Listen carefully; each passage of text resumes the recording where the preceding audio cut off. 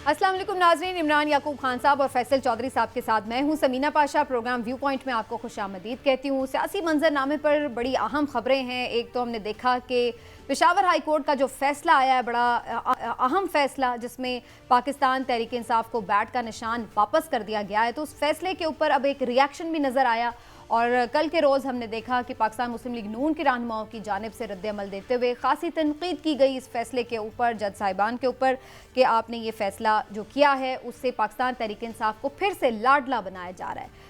इसके साथ साथ हमने ये भी देखा कि जो कागजात नामजदगी की स्क्रूटनी का अमल है वो भी इस वक्त जारी है, जिसके बारे में हतमी फहरिस्त जो है वो कल जारी की जाएगी। लेकिन ये भी मरहला काफ़ी टफ रहा और पाकिस्तान तहरीक इंसाफ मुसलसल इस बात की शिकायत कर रही है कि उनके उम्मीदवारों की स्क्रूटनी के दौरान मुख्तलिफ तजवीज़ कनिंदा और तायीद कनिंदगान या तो गिरफ्तार कर लिए गए हैं और या फिर इस तरह का माहौल रहा है कि जहां पर उन्हें आसानी से स्क्रूटनी के अमल में हिस्सा नहीं लेने दिया गया।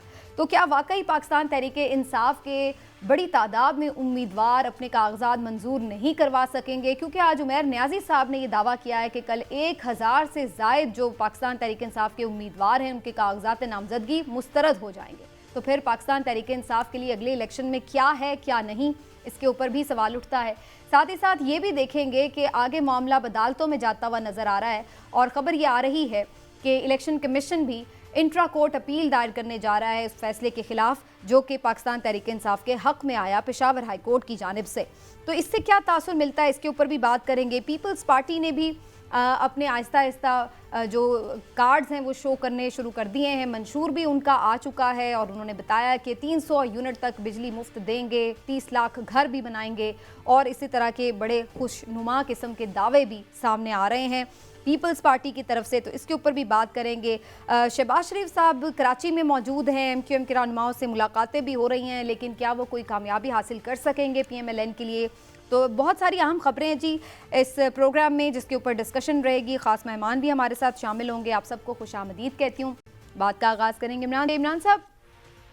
ये जो बल्ले के निशान वाला मामला था जिस पर पेशावर हाई कोर्ट के जस्टिस कामरान का जो एक अहम फैसला आया और उन्होंने जो कलअदम करार दिया था इंट्रा पार्टी इलेक्शन PTI का, इलेक्शन कमीशन ने वो नोटिफिकेशन मुअत्तल कर दिया और फिर बैट भी फ़िलहाल उनके पास वापस आ गया।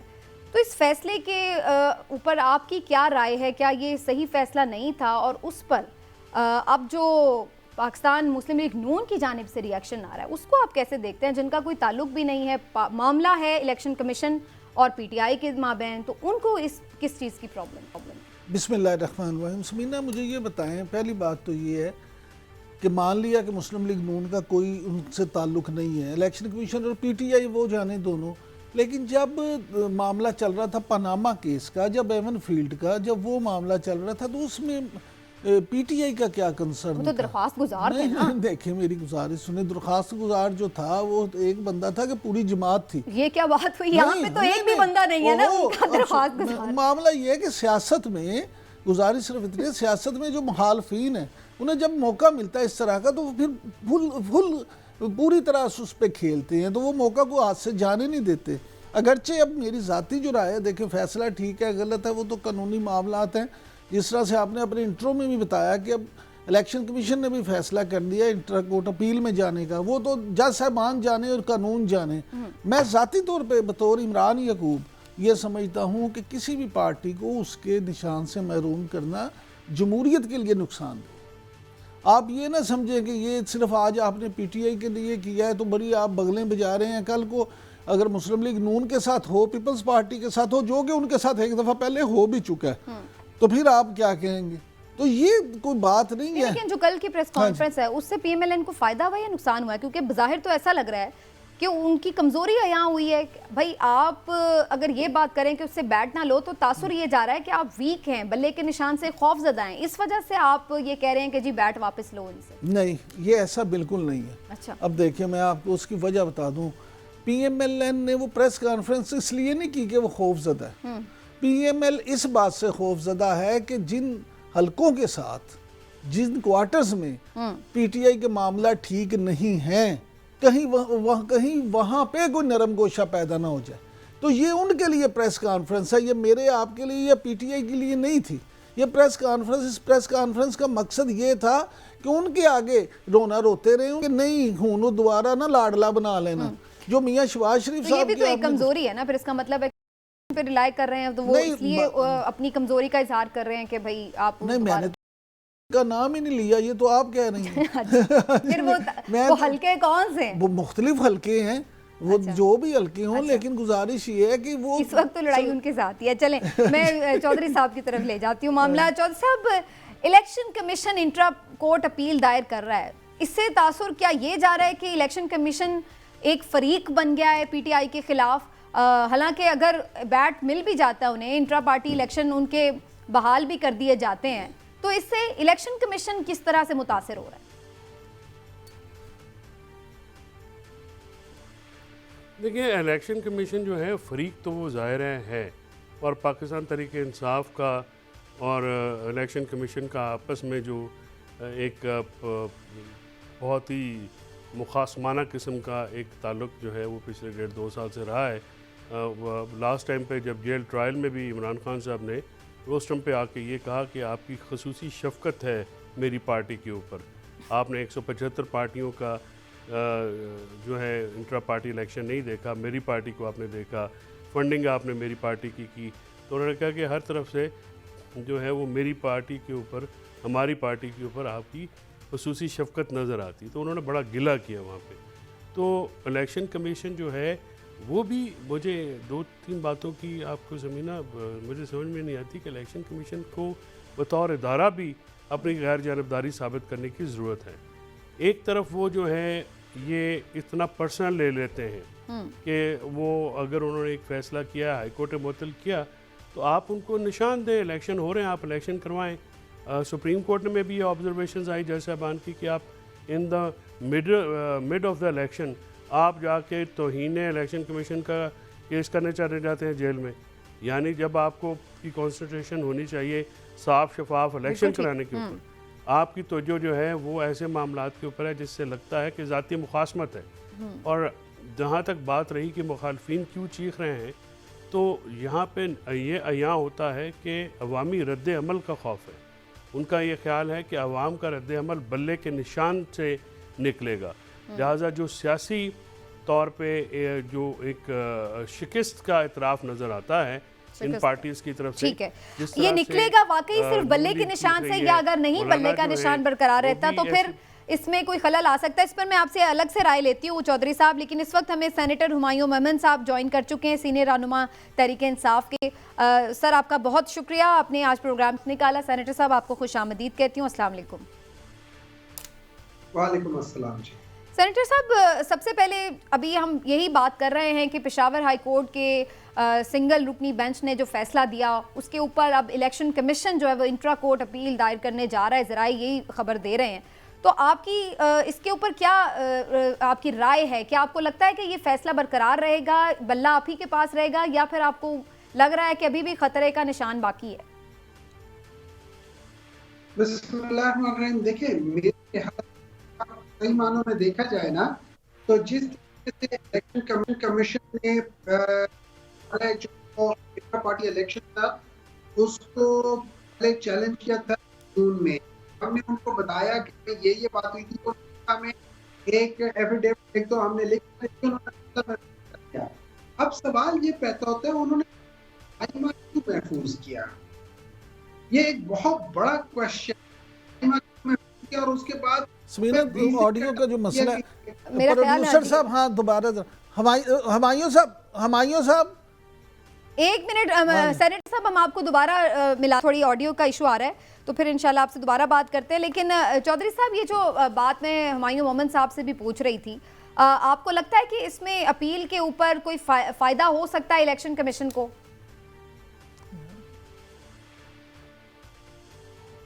देखिए, मेरा ख्याल में कि ये जो सुप्रीम कोर्ट में भी ना जाने का जो अंदिया दिया है इलेक्शन कमीशन में, उसके पीछे बाजार यही खौफ है कि उनको सुप्रीम कोर्ट से कोई रिलीफ की तोको नहीं है।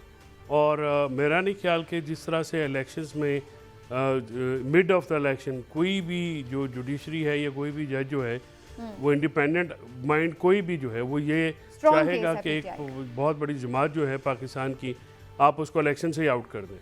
अगर वो आप फैसला पढ़ें, अब इतनी बेजा तनकीद, ज़ाती तौर पे जाके तनकीद है और नून लीग का वतीरा बन गया है कि जो उनको फैसला पसंद नहीं आता वो जज साहबान को टास्क पर रख लेते हैं।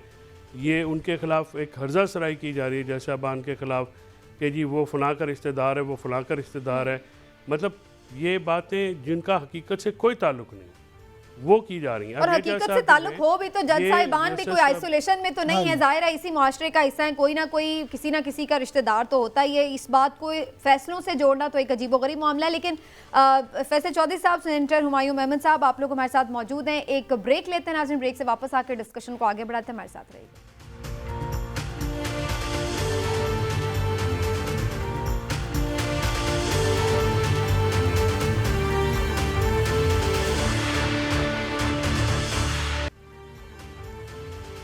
जी वेलकम बैक नाजरीन। और जैसा कि हम बात कर रहे थे पाकिस्तान के सियासी मंजरनामे के हवाले से, सेनेटर हुमायूं मोहम्मद साहब हमारे साथ ही मौजूद हैं, उनसे गुफ्तगू का सिलसिला आगे बढ़ाते हैं। सेनेटर साहब, इस वक्त तो बज़ाहिर नज़र आ रहा है कि पीटीआई के लिए बहुत मुश्किलात हैं, काफ़ी दरपेश हैं उनको अभी मज़ीद मरहले इलेक्शन तक। तो क्या आप समझ रहे हैं कि आगे चलकर हालात में कुछ बेहतरी आ सकती है आप लोगों के लिए? क्योंकि अभी तक तो आप कंटिन्यूसली ये शिकायत कर रहे हैं कि आप लोगों को लेवल प्लेइंग फील्ड दस्तयाब नहीं है।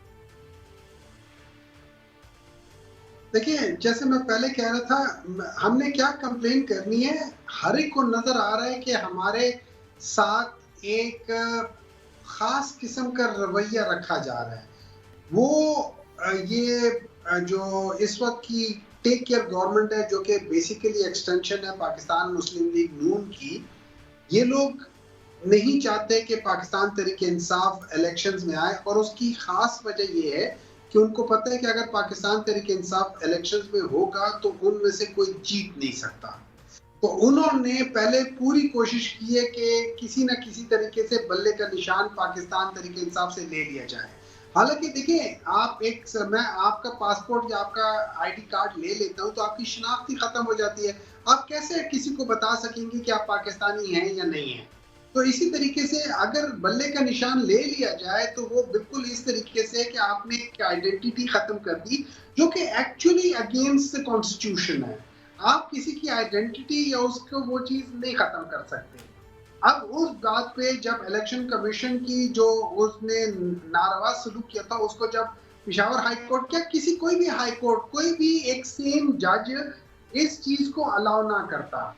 लेकिन मुझे जो बात समझ में ये भी आ रही थी कि इलेक्शन कमीशन 1-2 दिन तक खामोश रहा, और जो ही शहबाज शरीफ ने बात की उसी वक्त इलेक्शन कमीशन अपील पे चला गया। तो ये इन दोनों का आपस में कभी कभी अजीब सा लगता है कि ये क्या it was just a weird coincidence और it was some kind of timing. और उसके साथ बाकी सब लोग भी मैदान में आ गए और चीखने चिल्लाने लगे जैसे किसी ने उनकी दुम पे पांव रख दिया। तो इस किस्म की चीजें जो है ना, उससे पाकिस्तान तहरीक इंसाफ को ऐसा महसूस होता है, बल्कि पाकिस्तान तहरीक इंसाफ को नहीं। आपने देखा है, हामिद मीर साहब ने भी एक प्रोग्राम में कहा हुआ है कि ये तो जो चीजें इस दफा हो रही है, आज तक वो कहते हैं मैं 1988 से इलेक्शंस को कवर करता आ रहा हूं, मैंने आज तक ऐसी चीजें नहीं देखी। इसी तरीके से आई एम श्योर आप सब लोग जो यंग हैं, उन्होंने इलेक्शन को फ्रॉड इलेक्शन कहा है कि जो 8 फरवरी को हो रहा है वो फ्रॉड है। बहरहाल ये उनकी राय है। लेकिन एक बात इसमें सेनेटर साहब, मुझे जो आपने भी गुफ्तगू की है उससे ये अंदाजा हो रहा है कि अगर किसी भी वजह से आगे आप लोगों को रिलीफ ना मिले और बैट का निशान फिर से आपसे ले लिया जाता है इंट्रा कोर्ट अपील में या आगे सुप्रीम कोर्ट में जाके, तो इसका मतलब है कि आप ज़हनी तौर पर इस बात के लिए तैयार हैं कि फिर आपको बड़ा डेंट पड़ सकता है और आपका वोट बैंक मुतासिर होगा। अगर बैट का निशान नहीं होगा आपके पास तो फिर इलेक्शन की जीत के इम्कान कम है आपके साथ। अच्छा, इसको मैं इस तरीके से लेता हूं कि हाँ, हमारे लिए मुश्किल जरूर होगी, किसी के लिए भी ये बात बड़ी मुश्किल हो जाएगी कि अगर उससे उसकी शनाख्त ले ली जाए तो उसके बाद वो किस तरीके से अपने आप को बचा सकता है इलेक्शन में। अच्छा, उसके लिए अल्हम्दुलिल्लाह थोड़ा बहुत मुझे अपनी पार्टी के ऊपर इतना एतमाद है कि हमको जो लेट्स से मीडिया सेल है वो हमारा काफी स्ट्रांग है, वो हमारा स्ट्रांग पॉइंट है। तो उसमें हम किसी हद तक उस डेंट को रोक सकते हैं। अब हमारा कहना ये है, और ये एक सही बात है, कि जो इलेक्शन में मैनिपुलेशन होती है ना, वो एक खास हद तक हो सकती है, 5, 10, 15, 20, 25, 30 हजार वोटों तक हो सकती है, उससे ज्यादा पे नहीं हो सकती है। और मुझे उम्मीद ये है कि इस दफा जो अवाम है ना, वो बहुत ज्यादा निकलेगी, और चूंकि यूथ भी बहुत ज्यादा है तो आप ये समझे कि लेकिन 60% यूथ सेनेटर है, तो साहब 12। अगर ये बिल्ले का निशान आपके पास से गया तो आपकी खसूसी नशिस्तों के ऊपर बड़ा असर पड़ेगा। आपने उसके लिए कोई स्ट्रेटजी सोची है? देखिए, इसमें कोई शक नहीं कि खुसूसी नशिस्तों पे वो पड़ेगा, उसको शायद हम लोग शायद काउंटर ना कर सके, लेकिन उसका ये होना चाहिए। देखिए, हमारी कोशिश ये होगी कि हम उनके बावजूद हम इतनी सीटें ले लें कि हमें उन सीटों की शायद जरूरत ना पड़े, हम उसके बावजूद भी एक सिंपल मेजॉरिटी बना सके और एक्चुअली एक आजाद हुकूमत बन जाए। आजाद हुकूमत का मतलब अच्छा, है वो आजाद सेनेटर साहब, आपकी जो सोच है वो तो बड़ी अच्छी है कि आप उसी तरह से हुकूमत बना लें, लेकिन कुछ लोग इसे दीवाने का ख्वाब भी करार देते हैं। वो उनका ये कहना है कि जैसे आपने कहा कि नो डाउट आपका मीडिया बहुत मजबूत है, सोशल मीडिया भी बहुत मजबूत है, लेकिन जब सैकड़ों नशिस्तों पे सैकड़ों उम्मीदवारों के निशान मुख्तलिफ होंगे, हर हलके का निशान मुख्तलिफ होगा, उसके नीचे फिर 2 MP या 3 MP के हलके उनका मुख्तलिफ होगा, तो लोग मीडिया के जरिए भी जितना भी आप प्रचार करें, लोग कंफ्यूज नहीं होंगे उससे? बिल्कुल। देखिए, इस तरह ये है कि यहाँ पे तो थोड़ी सी आप वो कहते हैं कि वो दीवाने का ख्वाब है, लेकिन अल्लामा इकबाल भी शायद दीवाना ही था, उसने भी ख्वाब देखा था, फिर उस ख्वाब की ताबीर थी। उस वक्त लोग कहते थे दीवाना है, आइंस्टाइन को भी लोग दीवाना समझते थे। ये सारी चीजें दीवाने लोग ही करते हैं, ये आम लोग नहीं है। ख्वाब वो होता है जो आपको सोने ना दे, ख्वाब वो नहीं होता जो आप सोते हुए देखते हैं। तो बड़े ख्वाबों के लिए बड़ी ताबीरें होती हैं और उसके लिए आपको बड़ी मेहनत करनी पड़ती है। ये चीज मुश्किल है, नामुमकिन नहीं है। उसका तरीका सिंपल है कि आपकी सोशल मीडिया देखिए, आपके पास इस वक्त करते हैं जो आपको हर जगह के जो वहां के जो लोग हैं, जो उस जगह के वोटर्स हैं, उनके शनाख्ती कार्ड के लिहाज से, उनके मोबाइल के लिहाज से आप उनको टारगेटेड बता सकते हैं ये आपका कैंडिडेट, ये आपका नहीं है। जिस इलाके में होंगे उसमें ये आपका कैंडिडेट है कौमी, ये आपका कैंडिडेट तो आपने उसकी भी काउंटर स्ट्रैटेजी बना रखी है, राइट। थोड़ा सा आगे बढ़ते सेनेटर साहब, ये फरमाइएगा, आजकल हम देख रहे हैं मुख्तलिफ जमातें आपस में मुलाकातें कर रही हैं, इत्तेहाद बना रही हैं। पीटीआई का कोई हम नहीं देख रहे कि किसी से जो उनके सियासी या वकला वाले ही जो अब आगे हमें नज़र आ रहे हैं कैंडिडेट्स भी किसी से मुलाकातें कर रहे हों, या कोई आप लोग किसी के साथ इत्तेहाद नहीं करेंगे या कोई आपको ऑफर ही नहीं कर रहा? देखिए, इलेक्शन से पहले के इत्तेहाद आपकी कमजोरियों पर होता है। अगर आप कमजोर हैं तो आप इत्तेहाद करते हैं। इलेक्शंस के बाद का जो इत्तेहाद होता है वो आपकी ताकत पे होता है कि मेरे 50 सीटें, आपकी 10 सीटें, मैं ये करूंगा और आप ये करोगे। उससे पहले ये होता है कि यार मैं इधर कमजोर हूँ, आप इधर कमजोर हो, मैं इधर बंदा कर लेता हूँ, आप इधर बंदा कर लो, उसको सीट एडजस्टमेंट कहते हैं या जो मर्जी कह लें।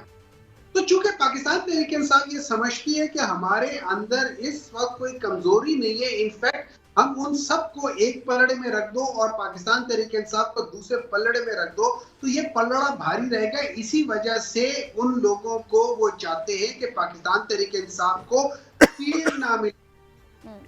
फील्ड मिल गई तो लेवल तो ये पीटीआई वाले खुद कर देंगे, तो इस वजह से वो फील्ड में उतरने नहीं दे रहे। फील्ड लेवल प्लेइंग फील्ड के लिए आप लोग अदालतों के भी दरवाजे खटखटा रहे हैं, आप लोगों को शिकायतें भी हैं अदालतों से भी कि शायद उस तरह से अदलिया इंसाफ फराहम नहीं कर रही। ढेरों शिकायतें हम रोज सुनते भी हैं आपके वकला से, लेकिन अभी कुछ हम फैसले हालिया देख रहे हैं कि जो पीटीआई के हक में भी आ रहे हैं। तो आपको लग रहा है कि आहिस्ता आहिस्ता एतमाद वापस बहाल हो रहा है पीटीआई का अदलिया के ऊपर, या फिर बज़ाहिर ऐसा है और आगे वाले दिनों में मजीद सख्त फैसले भी आ सकते हैं?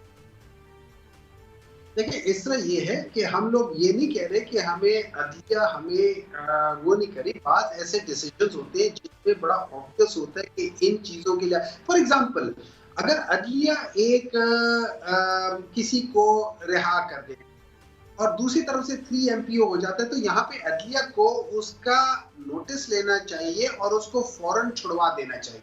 अगर वो वहां पे अदलिया, देखिए वो एक्चुअली अगर देखा जाए तो ये एक्चुअल में तौहीन अदालत है। तौहीन अदालत होता है कि अदलिया जो डिसीजन लेती है आप वो बजा ना लाए, तो उन चीजों के ऊपर है। बाकी रह गई बात कि हमें कंप्लेंट है लेवल प्लेइंग फील्ड, हमें लेवल प्लेइंग फील्ड नहीं मिल रहा और ना हमें ये लेवल प्लेइंग फील्ड देंगे। हम ये चाह रहे हैं कि हमें फील्ड दे दे, हमें मैदान में उतर दे। लेवल बेशक ना दे, लेवल हम खुद करना जानते हैं, हमें लेवल करने की जरूरत, हमें लेवल प्लेइंग फील्ड देने की जरूरत नहीं है, हमें सिर्फ फील्ड में उतरना है और वो हम हर हालत में उतरेंगे, जैसे मर्जी भी हो हम उतरेंगे, क्योंकि हमें अपने ऊपर एतमाद है, हमें एक्चुअली अवाम के ऊपर एतमाद है, हमें पता है ये अवाम हमारे साथ है और ये ही हमारा एक्चुअल स्ट्रेंथ है। इन लोगों की स्ट्रेंथ ना कभी सेनेटर अवाम साहब, की लेकिन ना ये अवाम देखने में और आता ना- है कि सेनेट में जो आपकी पार्टी है वो बड़ी खामोश है और उनकी कोई ऐसी जो सेनेट के इजलास भी आपने रिक्वेजिशन नहीं करवा सके, वहाँ पे आपने कोई जो करारदादें भी जमा नहीं कराई, जो पार्लिमानी निज़ाम है, तो कुछ सेनेटर्स की तरफ से आप बहुत वोकल हैं, लेकिन ओवरऑल जो पार्टी के बाकी जो मेंबरान हैं तो उसमें हम नज़र ये आता है कि इतनी ज़्यादा एफिशिएंसी नहीं है। तो इसकी क्या वजह है पार्लियामेंट के अंदर? उसकी उसकी वजह यह है कि जब आप रिक्वेजिशन कराते हैं आपको मिनिमम नंबर्स 26 चाहिए होते हैं, ठीक है। पाकिस्तान तहरीक इंसाफ के जो अपने मेंबर हैं, अगर आप ये समझें मेरे ख्याल में 25 या 26 हैं, उनमें से कितने लोग हैं जो अंडरग्राउंड है, मेरे ख्याल में 8 या 10 ऐसे हैं जो है। तो हमारे जो एक्चुअल जो लोग होते हैं वो 15-16 के दरमियान में होते हैं। इक्का दुक्का कोई बीमार होता है, नहीं आता, तो आप ये समझे 14 या 15 रहते हैं वहां पे। अब 14-15 पे रिक्वेजिशन नहीं होती है। अब दूसरी बात कि हम लोग वहां पे कोई रेजोल्यूशन या कोई चीज नहीं कर सकते। देखिए, हम लोग रेजोल्यूशन फाइल कर लेते होते, अनफॉर्चुनेटली उसमें ये हो जाता है कि ये इस्तेकाक है चेयरमैन का कि वो उसको लेकर आता है या नहीं लेकर आता है। अगर चेयरमैन नहीं लेकर आ सकता तो हम सिस्टम के अंदर रहते हुए उसका कुछ कर नहीं सकते सिवाय एहतजाज के। हम एहतजाज अपनी जगह पे जरूर करते होते हैं, जैसे आपने कहा हम वोकल जरूर हैं, लेकिन उसका वो इफेक्टिवनेस नहीं है। अनफॉर्चुनेटली ये सिस्टम ऐसा है कि ये आपको, अगर आपके खिलाफ हुकूमत खड़ी हो जाए या आपके खिलाफ ये केयर टेकर गवर्नमेंट जिसका ये काम ही नहीं है, they are not paid for what they are doing. तो सेनेटर साहब इस सिस्टम, फिर इस सिस्टम को बदलने के लिए आपने हुकूमत में कोई कोशिश क्यों नहीं की?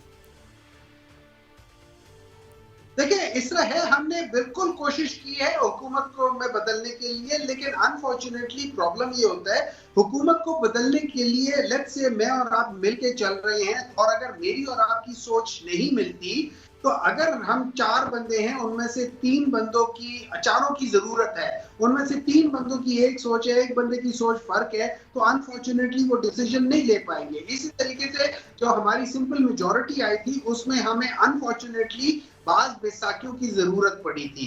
अनफॉर्चुनेटली वो बैसाखियों ने हमारा उस तो अब अगर बेहतर हुकूमत आई तो उसमें कर सकेंगे। अच्छा, ये फरमाइएगा सेनेटर साहब के ये इजाज़त मिल गई है कि बानी चेयरमैन इमरान खान साहब के साथ मुशावरत की जा सकती है टिकटों के मामले के ऊपर। इसके ऊपर अब जो बैरिस्टर गौहर साहब ने भी आके पार्टी पॉलिसी बताई है कि जो लोग प्रेस कॉन्फ्रेंस करके छोड़ के जा चुके हैं उनको हम बिल्कुल कंसीडर नहीं कर रहे हैं टिकटों के लिए, लेकिन साथ ही ये बात भी आती है कि केस टू केस देखा जाएगा अगर कोई वापसी पे किसी को वापस लेना है या नहीं। तो अब हतमी इसके ऊपर फिर क्या पॉलिसी है पार्टी की कि वाकई वो लोग जो कि छोड़ के चले गए किसी मजबूरी के तहत, लेकिन पार्टी के खिलाफ या इमरान खान साहब के खिलाफ कोई ऐसी तनकीद नहीं की, तो क्या उनके लिए आप समझते हैं कि कोई सॉफ्ट कॉर्नर पैदा हो सकता है? देखिए, इससे है जैसे उन्होंने खुद बात की है कि केस टू केस हो सकता है। अब इसमें मेरे ख्याल में इमरान खान साहब ने भी एक बात कही थी, उन्होंने कहा था 2 किस्म के लोग, एक वो लोग हैं जिन्होंने प्रेशर की वजह से पार्टी छोड़ दी लेकिन उन्होंने किसी और पार्टी को ज्वाइन नहीं किया और वो साइड पर हो गए, और एक वो लोग थे जो छोड़ के पार्टी किसी एक और पार्टी ज्वाइन कर ली या उन्होंने पाकिस्तान तहरीक इंसाफ के ऊपर बहुत ज्यादा तनकीद की या चेयरमैन के ऊपर की या व्हाटएवर इट इज। ठीक है, अब अगर हम इस जगह पे इसका एक दरमियान में लाइन खींच ले तो जिन लोगों ने साइड पे हो गए थे लेकिन उन्होंने कुछ और पार्टी ज्वाइन नहीं की या तनकीद नहीं की, मैं समझता हूँ उनके लिए शायद चांस बन जाए, लेकिन उसके लिए भी अगर आप मुझसे पूछे आई वुड प्रेफर उन लोगों को प्रेफर करूंगा जो कहीं नहीं गए और उन खड़े रहे, तो मैं ख्याल में उनका हक बेहतर बनता है। सेनेटर साहब ये फरमाइएगा कि ये दोहरी पॉलिसी क्यों है यहाँ, जब आपकी हुकूमत थी खासतौर पे पंजाब में आपने कितने वजीर इत्तलात और नशरियात चेंज कर दिए इसलिए कि वो उस वक्त शरीफ बरादरान पे और अपोजिशन पे तनकीद नहीं करते थे और वो इसीलिए बदलते चले गए, कभी मियां असलम इकबाल को बनाया बदला, कभी फिरदौस आशिक अवान साहिबा को बनाया बदला, कभी फयाजुल हसन चौहान साहब को बनाया बदला, इसी तरह से काफ़ी। तो मुझे ये फरमाइएगा कि उस वक्त तो खान साहब उनके करीब सिर्फ वो लोग होते थे जो बेजा और बेतुकी तनकीद करते थे। आज उन पे अगर तनकीद होती है तो उनके लिए रास्ता नहीं है। वो तो अपनी पार्टी हाँ, है मैं ना, यही तो कह ये रहा बात है। हूँ। हाँ जी जी इस तरह ये है कि एक चीज होती है जब आप छोड़ के कोई और पार्टी ज्वाइन कर लेते हैं तो फिर बेसिकली मेरे लिहाज से आपका वापसी का रास्ता बंद हो जाना चाहिए। इनफैक्ट अगर आप मुझसे पूछे, मैं पॉलिटिक्स में उन सारे लोगों को जिन्होंने 2 से ज्यादा दफा पार्टी चेंज की है, उनको पॉलिटिक्स से आवाम को चाहिए कि उनको पॉलिटिक्स से निकाल दें और हर पॉलिटिकल पार्टी को चाहिए कि उनको एंटरटेन ना करें, क्यों इनका नजरिया कोई नहीं है। आइडियोलॉजिकल पर्सन ऐसा होता है कि अगर किसी नहीं होती तो वो दूसरी जगह में जाके टिक कर बैठ जाता है। सेनेटर साहब, आप और फिर साथ ही वहाँ मौजूद रहिएगा। आपने 2-3 बड़ी इंपॉर्टेंट बातें की है। मैं चाहती हूँ चौधरी साहब से, इमरान साहब से उस पर राय भी लूँ और मुझे आपसे 1-2 अभी इंपॉर्टेंट क्वेश्चन करते हैं, मैं दोबारा वो आपकी तरफ आती हूँ। लेकिन इमरान साहब, जो सेनेटर साहब की आपने गुफ्तगू सुनी, क्या पाकिस्तान तहरीक इंसाफ ओवर कॉन्फिडेंट है कि वो तमाम तर मसाइब के बावजूद भी इलेक्शन जीतने की पोजीशन में है या एक अक्सरियत ले सकती है, जबकि ग्राउंड रियलिटी ये कि बहुत सारे मसाइल हैं और पता नहीं उम्मीदवार भी कितने खड़े हो पाएंगे उनके या नहीं? समीना, देखें 2-3 चीज़ें बड़ी अहम हैं। सेनेटर साहब जो अभी फरमा रहे थे ना, वाकई इसमें कोई शक नहीं है कि पीटीआई मकबूल तरीन जमात है और इस वक्त ऑन ग्राउंड जो है उनका वोट बैंक उस तरह से डैमेज नहीं हुआ। लोग अभी भी उनके साथ जुड़े हुए हैं और ख़ास तौर पे हुकूमत जाने के बाद, अगरचे 9 मई के वाक़े के बाद डेंट पड़ा है, लेकिन शायद वो उस तरह से उतना डेंट अभी भी नहीं पड़ा कारकुन की सतह तक। लेकिन प्रॉब्लम ये है कि मैं पहले भी अर्ज़ करता हूँ हमेशा, जैसे सेनेटर साहब कह रहे थे हामिद मीर साहब का, तो मैं 1990 से बतौर साफ़ी मुख्तलिफ इलेक्शन जो कवर भी किए हैं, सियासी कैंपेन्स भी देखी हैं। तो मामला ये है कि सियासत जो है इलेक्शन की, उसमें 50% इलेक्शन जो है वो इलेक्शन कैंपेन में होता है और 50% इलेक्शन जो है वो पोलिंग डे और उससे पहले जो चांद रात होती है उसका होता है। वो एक अपनी एक अलग साइंस है। आपने ट्रांसपोर्ट किस तरह से देखना पड़ेगा, आपने ट्रांसपोर्ट किस तरह से करनी है, आपने पर्चियां कैसे बांटनी है, आपने पोलिंग स्कीम पे अमल कैसे कराना है, बिरयानी किसको देनी है, घर से किसको लेके आना है। वक्त बड़ा कम है, मैं चौधरी साहब से भी कमेंट ले। चौधरी साहब, ये जो आज इस्लामाबाद हाई कोर्ट के रिमार्क्स हैं निगरान हुकूमत के हवाले से, आपको नहीं लगता ये तो पूरा चार्जशीट कर दिया उन्होंने कि आप गैर मुतनाज़े इलेक्शन कराने की तरफ नहीं जा रहे, बल्कि आप तो ऐसा लग रहा है कि बाकायदा यानी जो इजाफी नोट है उसका भी उन्होंने हवाला दिया कि आपने एक खौफनाक निज़ाम कायम कर रखा है निगरान हुकूमत के नीचे। चौधरी साहब। जी हाँ, निगरान हुकूमत की जो गैर जानबदारी है वो बड़ी अयां है और अनफॉर्चुनेटली जो है वो जानबदारी ऐसी एफर्ट में लग रहे हैं कि जैसे वो एक जमात की हुकूमत बना के उसमें बाद में शामिल होना चाहते हैं। और यही एक शाखसाना नज़र आता है। निगरान हुकूमतें जहाँ पे भी हैं, वफाक में हो या सूबों में हो, बुरी तरह से नाकाम हैं अपनी जानबदारी को बरकरार रखने में और वो बहुत बुरी तरीके से इन्फ्लुएंस कर रही हैं। और शायद यही वजह है कि मौलाना फजल रहमान साहब जो हैं वो अब इल्ज़ाम तराशियों पर उतर आए हैं। वो इल्ज़ाम किसको दे रहे हैं इसका तो पता नहीं चल रहा कि जी पीटीआई को प्रोजेक्ट किया जा रहा है। ये वाहिद प्रोजेक्ट है जो किसी जमात के ऊपर इतना ज़्यादा जो है सख्तियाँ करके उनके कारकुनान को इलेक्शन ना लड़ने की इजाज़त दे के की जा रही है। ये प्रोजेक्शन जो है मैं ज़िंदगी में मैंने पहली दफ़ा सुनी है कि जो जिसके ऊपर जो सख्तियाँ बर्दाश्त कर रहा है उसी की प्रोजेक्शन हो रही है। ये भी एक अनफॉर्चुनेट कमेंट है, वो coming from a sensible person like Fazal Rahman sahab जो कि समझते हैं मामला। सही, मुझे ब्रेक की तरफ जाना है। सेनेटर हुमायूं मेमन साहब, आप हमारे साथ मौजूद रहे। मुझे सिर्फ एक, अगर आप इजाजत दें तो एक जुमला मैं ऐड कर लूं।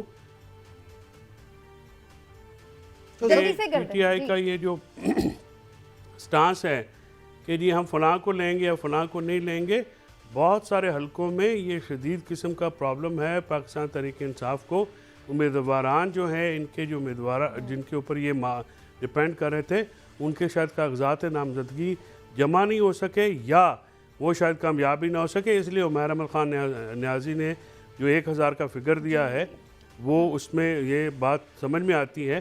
तो उसके बाद की स्ट्रेटजी क्या है, बहुत ज़्यादा जो अभी जो सेनेटर हुमायूं साहब की बातों से मैं गैदर कर सका हूँ, तो मुझे लगता है कि बहुत सारे लूप होल्स हैं और पॉलिटिकल जो देखने स्ट्रेटजी में पड़ेंगे। जो है ठीक, वो राइट। मामलात उस तरह ब्रेक की से तरफ जाना है। सेनेटर हुमायूं मेमन साहब, आपका बहुत शुक्रिया सर, आप हमारे साथ मौजूद रहे और जब भी आज हमारे साथ यहीं तक हैं। एक ब्रेक लेते हैं, ब्रेक के बाद एक खुसूसी सेगमेंट है हमारे साथ मौजूद रहेगा, उसमें आपसे मिलते हैं ब्रेक के बाद।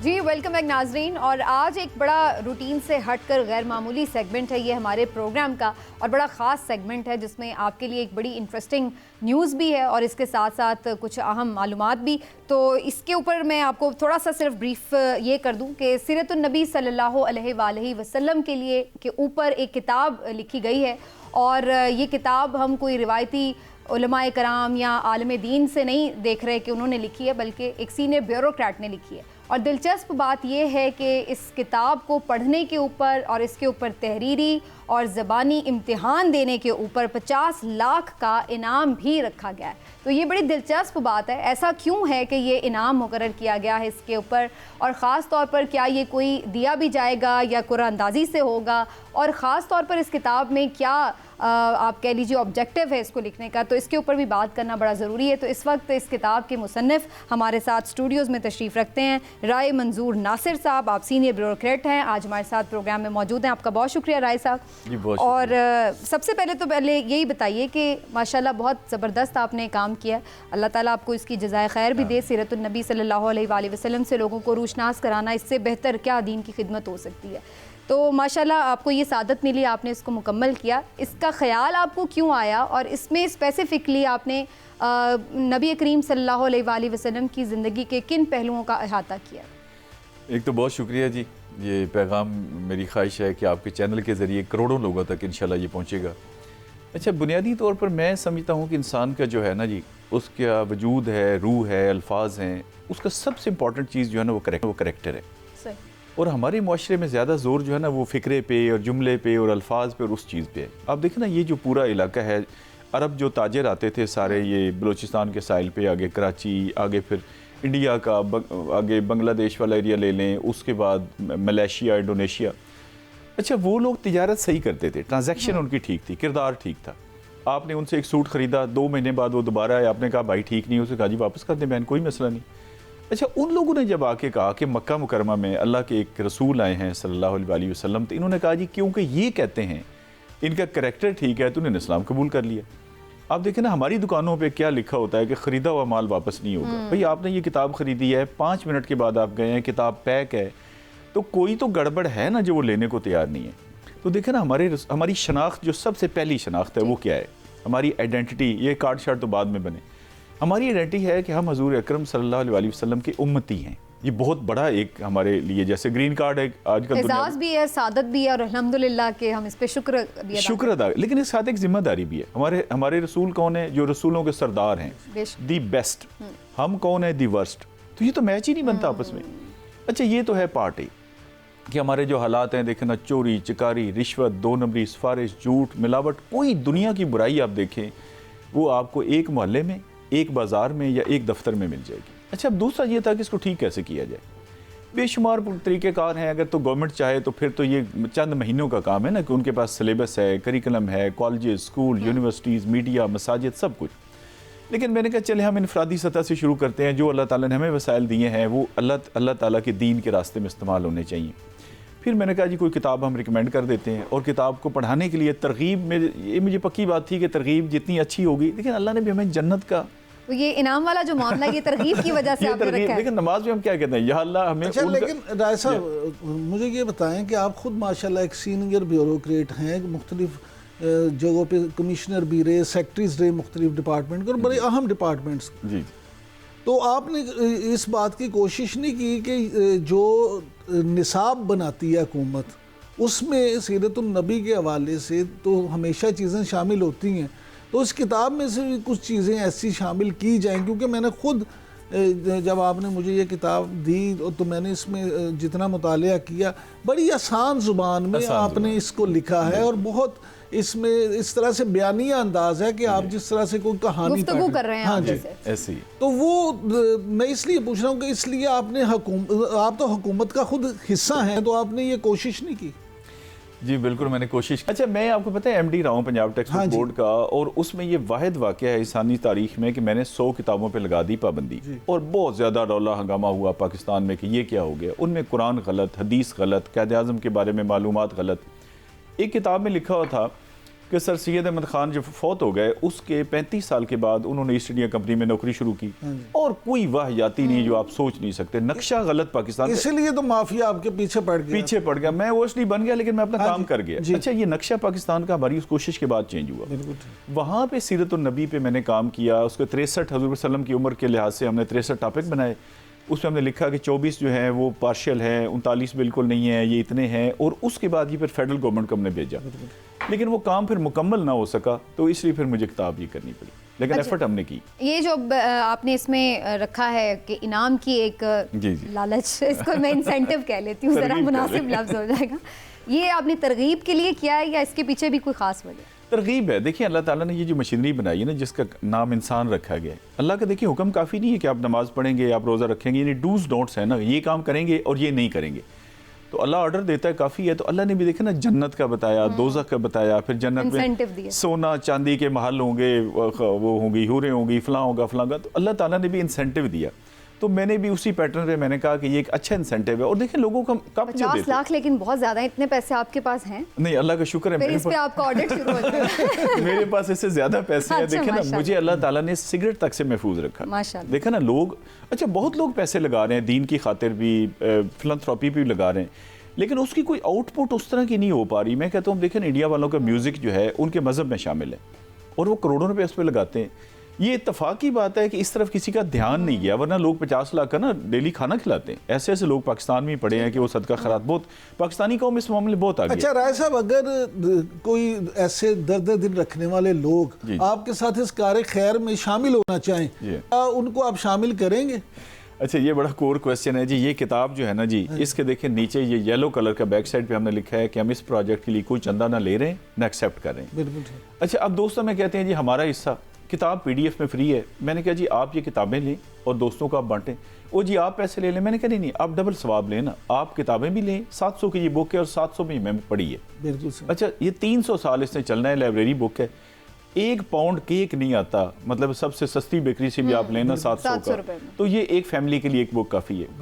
दूसरा हमने ये कहा है कि दोस्तों का मैं बहुत इसरार था, मैंने कहा देखिए कोई बंदा अपने वालिदैन के नाम पे, अपने नाम पे, किसी के नाम पे, मैंने कहा फिर आप एक पूरा प्रोग्राम स्पॉन्सर कर दें, हम आपके नाम का प्रोग्राम एक तो हमने खुद करना है 2024 में, यानी अभी हमारा पहला जो है वो उस प्रोसेस में है, रिटर्न हमने ले लिया है, अभी स्टार्टिंग हम कर रहे हैं उसकी, और उनका ज़ुबानी क्विज़ हम कराएंगे। अच्छा ये हर साल हम कराएंगे, हम 2 करा देंगे। आप एक स्पॉन्सर करें, आप करें, कोई और करे, तो हम उनके नाम का, लेकिन हम बताएंगे कि भाई ये प्रोग्राम जो है फलां साहब। लेकिन समीना एक बड़ा दिलचस्प सवाल है। अभी जब आपके आने से पहले हम बात कर रहे थे तो समीना मुझसे पूछ रही थी कि अगर आखिर में इन्होंने सारे फेल कर देते तो फिर कि जो जीतेगा वो, मैं ये सवाल कर रही थी कि आप कहते हैं कोई भी पास नहीं हुआ तो किताब भी बिक जाएगी और उसके बाद किसी को इनाम भी नहीं। अच्छा समीना का वो बड़ा है, वो आपको याद है कुछ प्रोग्राम्स होते थे जिनमें गाड़ी खड़ी कर देते थे, सुजुकी मेरान, और वो खड़ी रहती थी। बिल्कुल ऐसे। वो ये उन्होंने आपसे सवाल किया 25,000 20,000। अच्छा उसके बाद एक ऐसा सवाल किया जो आता ही नहीं। अब अगले कंटेस्टेंट ने कहा यार ना होने से बेहतर है 20,000 ले लें। हमने ये हर सूरत 50 लाख देना है इंशाल्लाह, और लोगों ने इसमें क्वालिफाई किया है। और देखिए ये वैध प्रोग्राम है जिसमें हमने लिखा है कि इस मुकाबले में 100 लोगों के नाम, मैंने कहा मुसलमानों को थोड़ा बेहतर फील हो कि फर्स्ट सेकंड थर्ड नहीं है, 100 में तो आ ही जाएंगे। अच्छा हम 100 के अलावा फिर हौसला अफजाई के नामात दे रहे हैं, यानी कुछ लोग 100 में फाल नहीं किए लेकिन उन्होंने तैयारी बहुत की। पेपर मैंने बहुत टफ बनाया, यानी आप बनाया इसी किताब के अंदर से। हाँ जी। अच्छा अब मुझे लोगों ने कहा जी सख्त है, मैंने कहा देखिए आप ये तो नहीं पूछ सकते थे कि मक्का मुकरमा किस जगह वाक़ है, जाहिर सी बात है 50 लाख है तो आप पढ़े। तो लेकिन उसके बावजूद लोगों ने बहुत मेहनत की, मिलियंस तक हमारी ये किताब PDF में फ्री चली गई अल्हम्दुलिल्लाह, और हज़ारों लोगों ने इसमें पार्टिसिपेट किया है। तो 100 के अलावा भी नाम अभी तक दिया किसी को इनाम आपने? नहीं अभी हम दे रहे हैं, अभी पहला प्रोसेस शुरू अभी रिटर्न हमारा हुआ है ना 10 दिसंबर को, उसके हमने पेपर चेक कर लिए। अच्छा वो लोग जिन्होंने क्वालिफाई कर लिया, मेरा चांस है अभी मैं पेपर अगर लेना 2024 में आपका ये हमने सबको चांस दिया है कि छोटे बड़े बूढ़े बच्चे सब शामिल हो सकते हैं। अच्छा राय साहब ये जो किताब आपने लिखी है तो सीरत नबी जो है उस पर तो जितनी किताबें लिखी जाएं उतनी ही कम है, तो इसके बाद आपका क्या इरादा है कि इससे आगे भी इसका मज़ीद सिलसिला भी बढ़ाएंगे या अभी इसी पे फोकस है? सिलसिला जी फिलहाल फोकस तो इसी पे कर रहे हैं, लेकिन इसको थोड़ा सा हमने मॉडिफाई कर रहे हैं। मतलब एक ऑडियो में हम इसको ला रहे हैं और एक इसकी इंग्लिश ट्रांसलेशन करा रहे हैं और एक फ्रेंच में करा रहे हैं। प्रोग्राम मेरा ये है इंशाल्लाह ताला पाकिस्तान के तो हर घर तक, हर बंदे तक इंशाल्लाह ताला हम पूरा जोर लगा रहे हैं। वो है ना लैसा लिल इंसान इल्ला मा सा, कि आप सही जब तक नहीं करेंगे, सही है जो अम्मा हाजरा दौड़ी, इंसान के लिए सिर्फ वही कुछ है जिसके लिए वो कोशिश करे। सही का तर्जमा कोशिश नहीं है, सही वो है कि एक औरत हो, वो अकेली हो, 26 साल उम्र हो और उसका एक ही बच्चा हो और वो मर रहा हो, जिस हड्डी पसली का जोर लगा के वो दौड़ेगी ना, उसका नाम है सही। बिल्कुल सही। वो वाली एफर्ट, और हम वही वाली एफर्ट कर रहे हैं, सारे वसाइल इस पे लगा रहे हैं। मेरा प्रोग्राम ये है कि जो अर्तुगरल बनाया ना तुर्की वालों ने, इंशाल्लाह इसको हम अर्तुगरल बनाएंगे। इंडोनेशिया से हम शुरू करेंगे पाकिस्तान के बाद, और ये पूरे इस्लामी मुल्कों में सब में इस प्रोग्राम को लेके जाएंगे। राय साहब, ये भी बताइएगा, आमतौर पर जैसे मैंने अभी इंट्रो में भी बात की, जब भी हम कोई इस्लामिक बुक का सोचते हैं तो जहन में ख्याल आता है कि कोई आलिम दीन होगा, कोई दाढ़ी वाला उमामा शरीफ के साथ शख्स होगा जिसने ये तहरीर किया होगा। तो आपको इसका ख्याल किस तरह आया कि ये काम आपको करना है, और इसके लिए आपने क्या किसी आलिम दीन से या किसी और तसानीफ से हेल्प ली रिसर्च करने के लिए, तो वो कौन सी? दूसरा इसमें एक और सवाल शामिल कर दें कि जिस हुलिये में आज आप तशरीफ फरमा बहुत सारे उलमा कराम तो आज भी इस हुलिये को, इस लिबास को अंग्रेज का लिबास कहते हैं। अंग्रेज भी मुसलमान हो सकते हैं इसमें तो कोई ऐसी देखना बात। हमारा जो पाकिस्तान में हम लिबास पहनते हैं, फिर अरबी तो और लिबास पहनते हैं। देखना इस्लाम जो है ना, वो आपको ब्रॉडर पैरामीटर्स देता है लिबास के बारे में, कि वो सतर ठीक ढांपे, वो इसराफ उसमें ना हो, हलाल की कमाई से हो, फलां हो, बाकी जो आप मर्जी पहने। बिल्कुल ठीक। अच्छा, वो उस लिहाज से मेरा बिल्कुल इस्लामी लिबास बिल्कुल ठीक है, आपका भी बिल्कुल ठीक है, आपका भी ठीक है। अच्छा, मैंने देखिए ना, इसमें रिसर्च तो मैंने की है, इसमें कोई शक नहीं, लेकिन बेसिक आपका है कुरान और हदीस। अब देखिए, आपको मैं एक दुनियावी मिसाल देता हूँ। पटवारी से जब भी आप बात करेंगे, वो कहेंगे ये महकमा माल है ना पटवारी वाला, ये एक समंदर है, आप तो ये कर ही नहीं सकते, और हम मान लेते हैं। ये कैसा समंदर है कि एक मैट्रिक पास बंदा 9 साल में पटवार, 9 महीने में पटवार कोर्स कर जाता है। मैं 4 दफ़ा गोल्ड मेडलिस्ट हूँ, मैं नहीं कर सकता। ये इस्लाम का है। आप कुरान पाक को पढ़ें, हदीस को पढ़ें, सीरत को पढ़ें, फिर देखिए जो एनालिसिस हम कर सकते हैं। हमारे पास दीनी, दुनियावी, देसी, विलायती, इंटरनेशनल, नेशनल, साइंस, ज्योग्राफी सब पता है ना। इसमें हर वाक़े से मैंने लिखा है कि हम क्या सबक सीख सकते हैं, और कोई एक लफ्ज़ आपको मुश्किल नहीं मिलेगा। लेकिन इस किताब के इंतसाब मैंने उलमाए कराम के नाम पे किया है, और जेन्युइन मैंने इंतसाब उनके नाम पे किया है। वो एक आलिम दीन ने किताब लिखी, उन्होंने एक डॉक्टर साहब के नाम पे किया है। मैंने कहा देखें ना, दोस्ती निभाने के भी क्या क्या तरीक़ेकार है भाई, या तो आप हज़ूर पाक सल्लम के नाम पे करें, वालदैन के नाम पे। उलमाए कराम ये जो है ना, जो असल वाले हैं, जिनकी तनख्वाह आज भी 12,000 है, आप सोच सकते हैं 15,000 है, और वो मस्जिद कमेटी उनको देती है किस्तों में जाके। ऐसे ही। अच्छा, कोई मुझे एक मस्जिद बता दें जहाँ सर्दियों में सुबह की अजान ना होती है, फजर की, हर मैं तो कम से कम 40 से नहीं दे सकता। तो उनकी कदर हम बहुत करते हैं। और उलमाए कराम ने मुझे कहा, कुछ उलमाए कराम ने मुझे कहा जी ज़ुबान बहुत सादा है। मैंने कहा देखिए, यही तो मैं चाहता हूँ। देखिए ना, हम दुआ कैसे मांगते हैं। आपने कहा जी मेरी वालदा के लिए दुआ करें, अब हम दुआ करेंगे या अल्लाह इनकी वालदा माजिदा को सेहत कामला आजला नसीब फरमा। अब बंदा कहता है ये को बहुत बड़ी बात है, कामला है मुकम्मल, आजला है उजलत से जल्दी। तो मैंने इवन ये नहीं लिखा कि हजूर सल्लल्लाहु अलैहि वसल्लम की वालदा का नाम वालदा माजिदा का नाम, मैंने माजिदा निकाल दिया, क्योंकि माजिदा औरतों का नाम भी होता है। तो मैंने कहा इनको समझ आ जाए। अच्छा, काब बिन अशरफ यहूदी, वो कोई बंदा पढ़ेगा अशरफ बिन काब, कोई का, फिर मैंने नक्शे बनाए। पूरी किताब में एक लफ्ज़ आपको ऐसा नहीं मिलेगा जिसकी वजाहत के लिए कहीं जाना पड़ेगा। चलिए, राय मंजूर नादिर साहब, आपका बहुत शुक्रिया, अल्लाह आपकी काविश को कबूल फरमाए। मैं 10 सिर्फ लूँगा जी कि ये हमारे प्रोजेक्ट का जो नंबर है ये सब तक चला जाए, कि हमसे कोई रब्ता करना चाहे, हमारा नंबर है 0344118211। इस पर एक मैसेज आ जाए, उसको PDF में किताब और सारी मालूमात मिल जाएगी। बिल्कुल ठीक है जी। मैं भी अब फ़ौरन इस पे अब करने वाली हूँ आपके इम्तिहान में पार्टिसिपेट और देखती हूँ मुझे 50 लाख मिलते हैं या नहीं। लेकिन राय साहब, आपका बहुत शुक्रिया, आप स्टूडियोज़ में तशरीफ़ लाए, थैंक यू सो मच। नाज़रीन, यहीं पर हमारे प्रोग्राम का वक्त भी ख़त्म होता है, यहीं पर प्रोग्राम को समेटते हैं आज। इंशाल्लाह फिर कल आपसे मुलाकात होगी। अपना ख्याल रखिए, अल्लाह हाफ़िज़।